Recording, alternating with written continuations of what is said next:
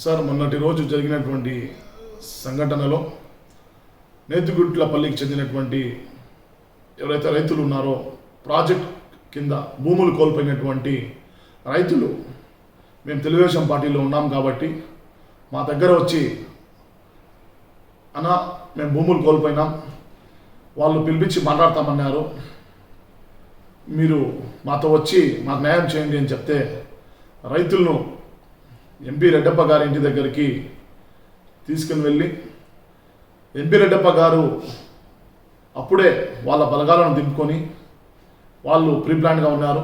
మేము వాళ్ళ ఇంటి దగ్గర కూడా వెళ్ళలేదు, ఆ రోడ్డు చివరన ఉండి నిలబడి ఎంపీ రెడ్డప్ప గారు వస్తే ఆయన్ని చేతులు జోడించి ప్రాధేయపడినాం. సార్ మీరు ఒకసారి ఎంపీ మిథున్ రెడ్డి గారిని కిందకి పిలవండి, రైతులు మాట్లాడాలంటా అన్నారు, వాళ్ళు నష్టపోయినటువంటి భూములకు నష్టపరిహారం ఇప్పించండి, మీరు పెద్ద మనిషి, మీరు మధ్యలో ఉండి వాళ్ళకు న్యాయం చేయండి అని చెప్పి ప్రాధేయపడినాం సార్. ప్రాధేయపడిన తర్వాత ఎవరైతే వైఎస్ఆర్సీపీ నాయకులు కార్యకర్తలు ఆల్రెడీ వాళ్ళ ఇంట్లో 200 మంది దాకా ఉన్నారో వాళ్ళు దాడులు మొదలుపెట్టారు. దాడులు మొదలుపెట్టిన తర్వాత దాడిలో మా పోలీసు కానిస్టేబుల్స్ 2 గాయాలైనాయి. అలాగే మా కార్యకర్తలు మా నాయకులు కూడా 10 మంది దాకా గాయపడినారు.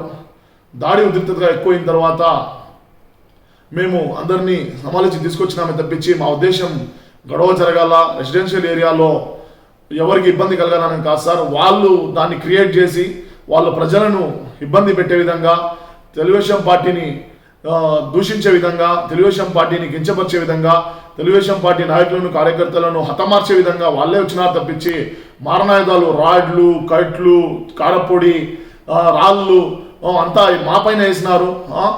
బిల్డింగ్ పైన నుంచి రాకెట్ల లాగా వచ్చినాయి సార్ రాళ్ళు. ఈ పిల్లోని చూడండి ఎలా తగిలిందో, చెవు డ్యామేజ్ అయింది సార్, బ్రెయిన్ వరకు పోయింది, చెవు లోపల కుట్లు పడినాయి, బ్లీడింగ్ కంటిన్యూస్గా అన్కాన్షియస్ స్థితిలో అదే స్పాట్లో వెళ్ళిపోయినాడు. మాకంతా రాళ్ళలో దాడులు తగిలినాయి. దీన్ని మేము అడిగితే ప్రశ్నిస్తే మా పైన కేసులు పెట్టినారు.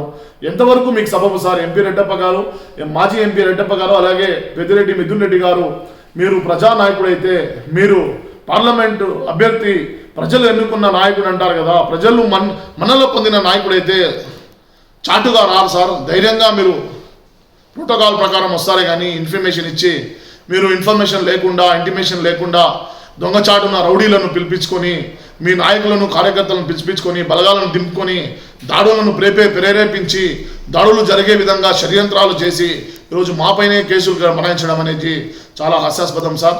దయచేసి ఇలాంటి దుశ్చర్యలను ముందు రోజుల్లో మీరు అరికట్టే విధంగా ముందుకెళ్తారని, పుంగనూరు ప్రజలు మిమ్మల్ని ఏదైతే ముందు ఆదరించినారో ఇప్పుడు మిమ్మల్ని తిరస్కరిస్తున్నారు, మీరు అది గమనించాలి.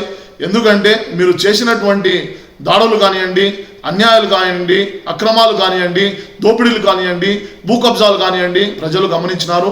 ప్రజలు ప్రతి ఒక్కటి గమనించి మీకు తగిన సమాధానం చెప్తున్నారు. ఈ రోజుల్లో దీనికి స్వచ్ఛందంగా ప్రజలే రోడ్లో వచ్చి సమాధానం చెప్తున్నారు. ఎవరు కానీ దీన్ని ప్రేరేపించినది కాదు. మీరు ఎన్నిసార్లు వచ్చినా మీరు ఇదే ఎదుర్కొంటారని తెలియజేస్తూ సెలవు తీసుకుంటున్నాను సార్.